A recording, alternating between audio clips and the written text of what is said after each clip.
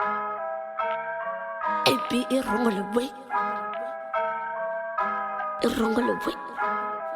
are you doing first and foremost?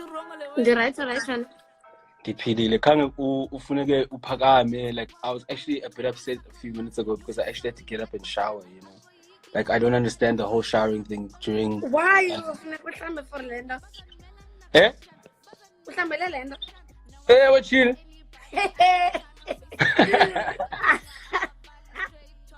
You're so extra. Unjani? But uhlambele for this. Were you jogging or something? Yeah. So I was actually doing like a home workout. Oh, Mr. Muscle. Yeah, kaloku ufuna i-six pack kaloku nawe ndiyakubona nawe baninxiba ibikini ngoku Dee Koala banxiba ibikini but we'll get there. Alright.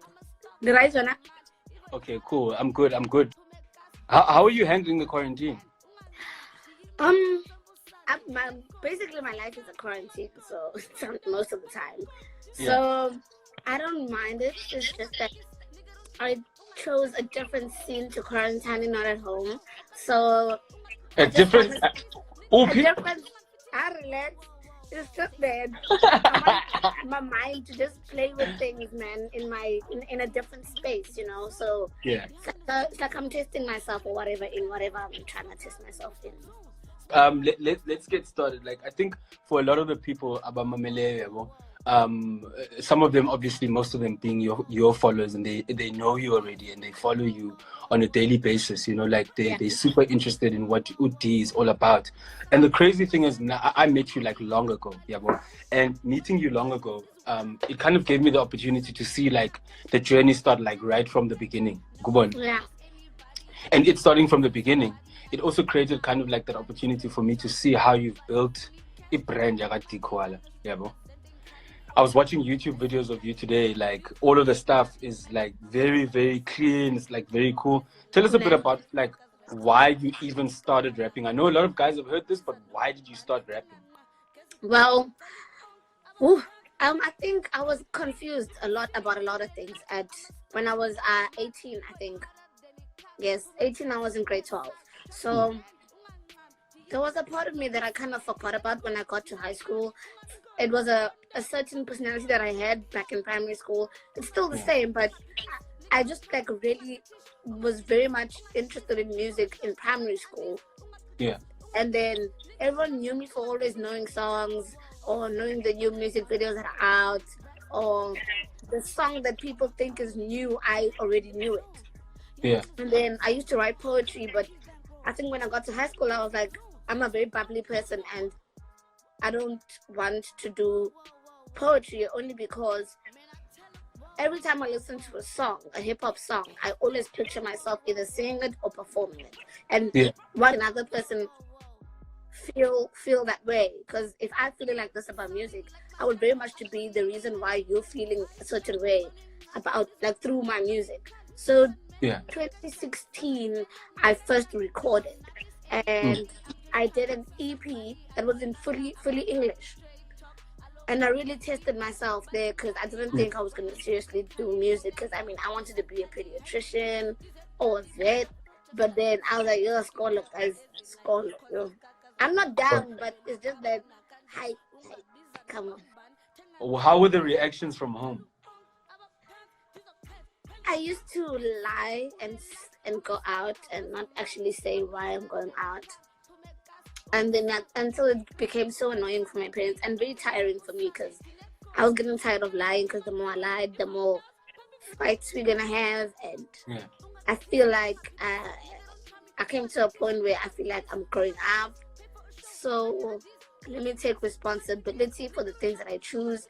And luckily, I have a very, very understanding, stubborn yet understanding grandmother who understood that I was very much different from her kids, like in terms of the fact that I'm a very creative person and I'm always just doing, like being myself, being a free spirit.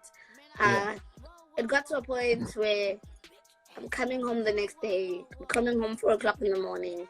I lie, I don't tell her that I'm not coming back. And I was like, this is also about my safety. So let me fix this. I don't know how. Still not sure about the music at that time, but let me see what I should do and why do I want to do this so much. So I sat her down, and because I feel like I talked to my mom first before I talked to my dad. Like my dad is okay with a lot of things, so I was like, Mom, this is the reason why I don't come home. This is the reason why I come home the next day. And actually, I want to talk to you about everything. I understand that you're a very strict person, but I want to also tell you that I'm involved with someone. And I do music. I do all those things. I felt like I should be doing rapper.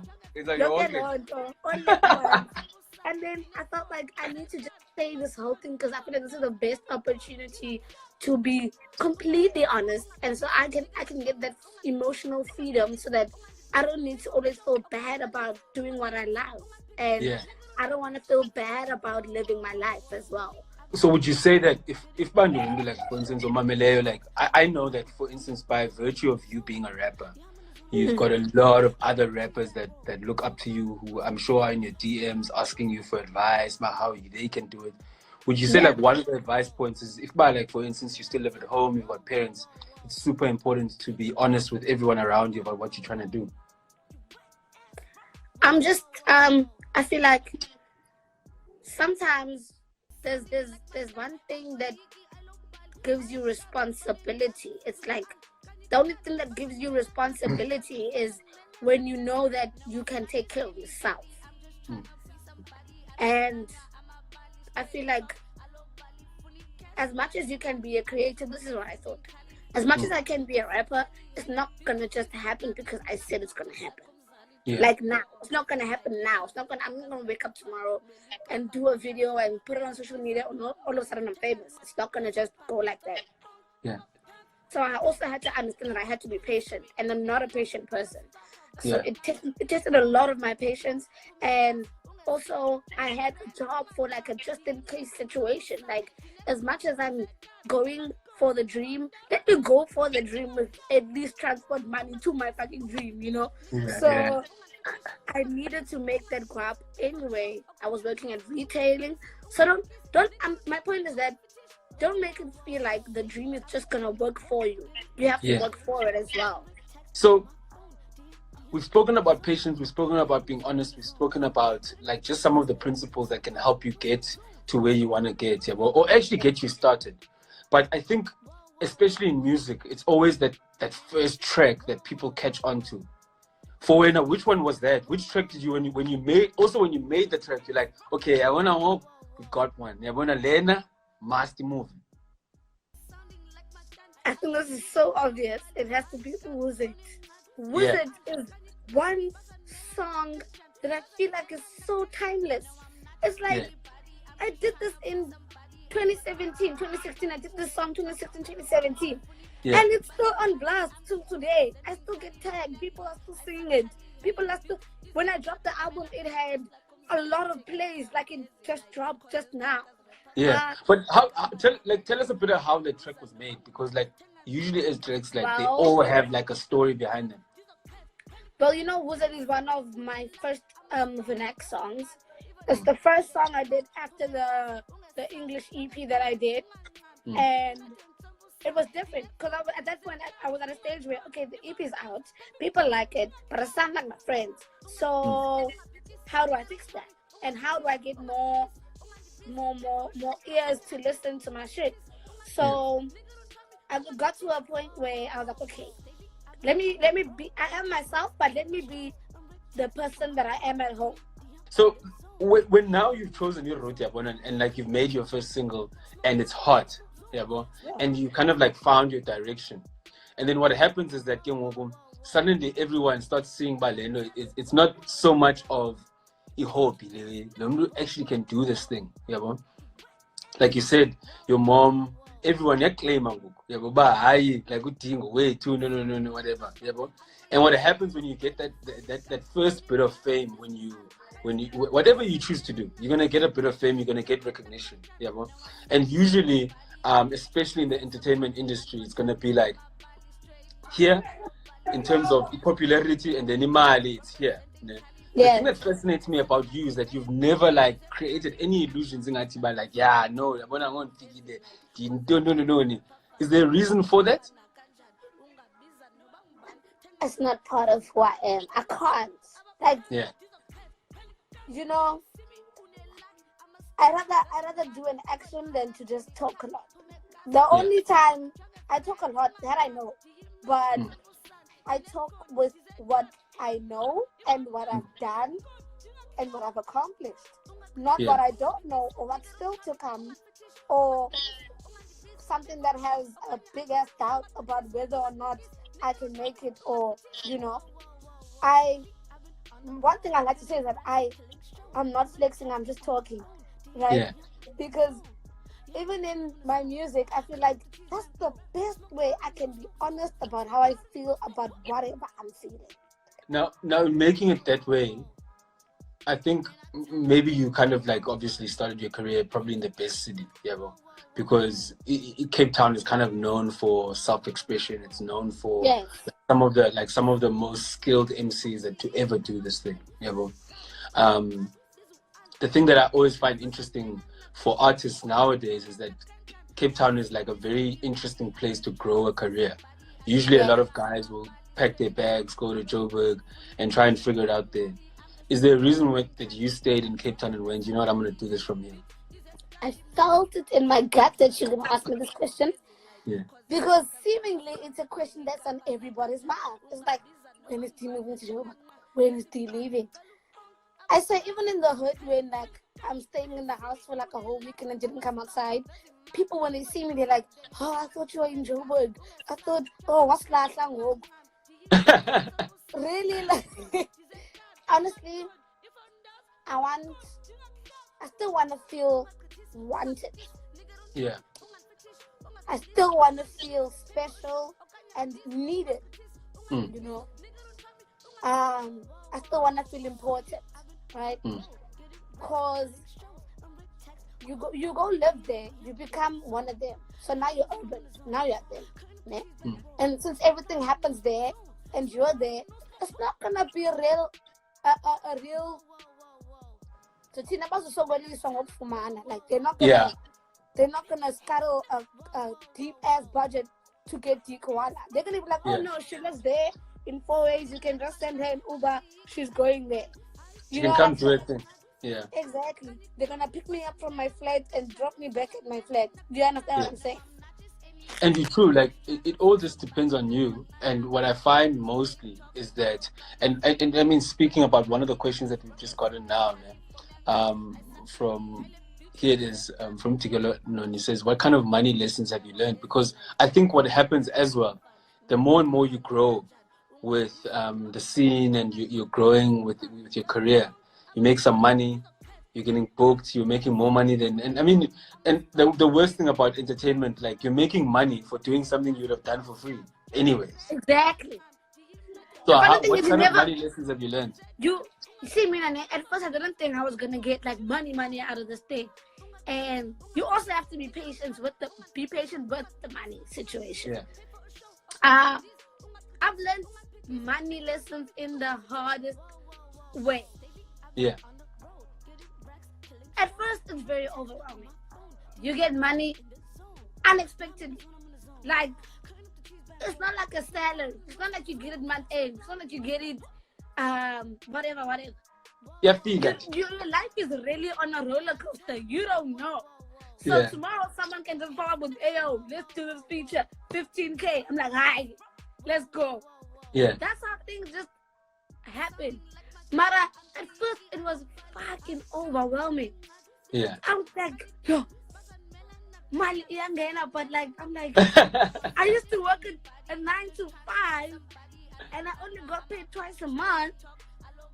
And now I just get popped up money J out of the green. Like, what does that mean? I use the attitude learn. Like you're like, and I'm saying, yo, you mark my man like. The attitude is funny. You find yourself wanting to do lunch, wanting to look pretty, go out, see people, visit the specific other with all kinds of groceries and shit, wanting wines and beers, and you know what I'm saying. But it all comes with a control.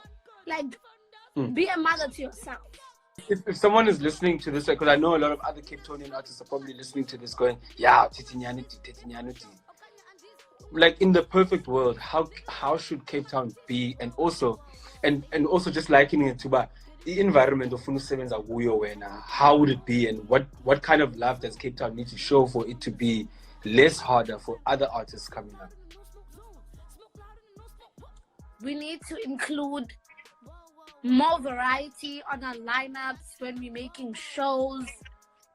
We don't need to get our friends because we don't need to pay them. It's a very whack thought, because people have rapper friends and they making events and they booking their rapper friends because they don't have to pay them. And then it gets to a point that they don't prioritize in having a budget for the events they make. Sometimes it ends in a flop. Sometimes you end up not getting paid. Sometimes people don't show up. Sometimes there's a lot of people. Sometimes there's a lot of people, but the show doesn't happen. Yeah. Interesting enough, we'll consider about the people that you know and the people that you surround yourself with. Ululu's asking, like, what are some of the struggles, especially now, as a young black woman in a male-dominated industry? Because I know, like, I've seen some of the things that you've had to deal with. I've heard about some of the things that you've had to deal with. But, like, what do you look out for as a young black woman in this league?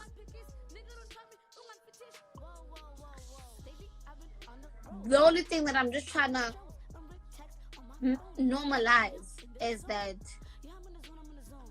no matter the color, no matter the gender, no matter the storyline, no matter the sexuality, talent is talent. That is one thing you cannot shame. Even if you have a disability or whatnot, your talent is talent.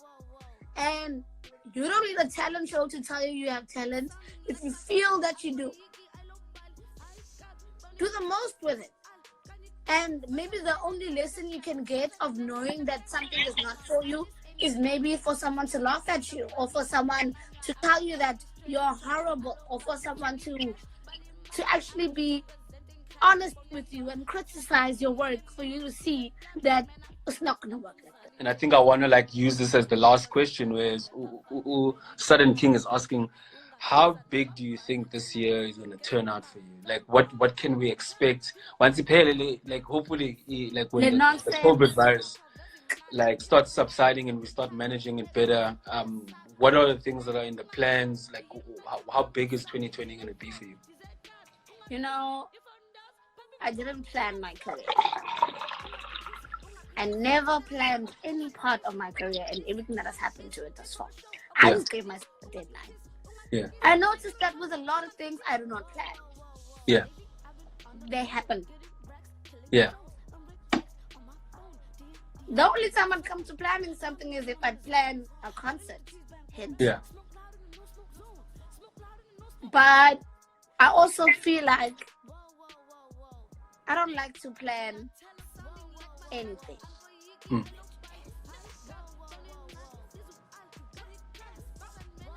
I think I was 16, wore a dress, and I went to town barefoot. I got into a bus without shoes on, and I went on a date. I went to go meet up with a guy who was fully dressed, and he's like, what the hell is wrong with you? Where are your shoes? And I'm like, I left them at home. Yeah. I feel like I'm a very carefree person, and planning things sometimes controls too much of my creativity, and I don't want my creativity to be controlled. And also I feel like that, yes, I can plan life-threatening things like being financially stable, or plan a budget, or plan this, or plan how I'm going to take out my album, but I'm not planning my life, because what happens is supposed to happen. That's how I always feel. I got you. Have an awesome rest of the evening, though. It's always a pleasure. It's always a pleasure. We need to do jogging after quarantine. We're going to do jogging. We're going to do music. We're going to get all the stuff out. Thank you. Bye-bye. Yeah. whoa, whoa, whoa.